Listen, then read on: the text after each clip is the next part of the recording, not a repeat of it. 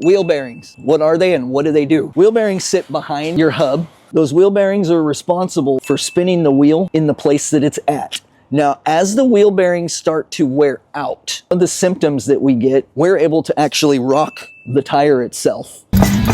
When we see that, the reason we're worried about it is it means that the bearing is becoming loose. If that bearing gets so loose, the rollers inside can actually seize up, and worst case scenario, this happens.